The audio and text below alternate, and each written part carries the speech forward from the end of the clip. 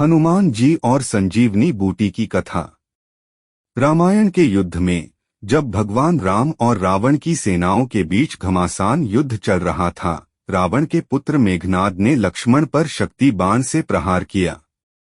यह प्रहार इतना शक्तिशाली था कि लक्ष्मण जी अचेत होकर भूमि पर गिर पड़े।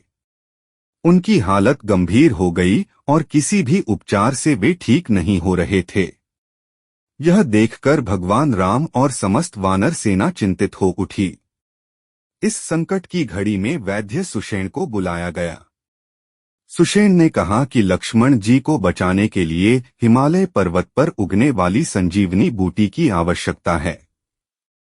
संजीवनी बूटी ही लक्ष्मण जी को पुनः जीवित कर सकती है। हनुमान जी, जो अपने बल और भक्ति के लिए प्रसिद्ध थे, इस कार्य को करने के लिए तत्पर हो गए। हनुमान जी तुरंत हिमालय पर्वत की ओर उड़ चले। वहां पहुंचने पर उन्होंने कई प्रकार की औषधियां देखीं, लेकिन वे संजीवनी बूटी को पहचान नहीं पाए।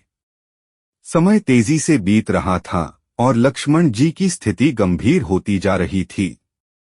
इसलिए हनुमान जी ने पूरे पर्वत का एक हिस्सा उखाड़ लिया और उसे अपनी शक्ति से लेकर वापस युद्धभूमि में पहुंचे।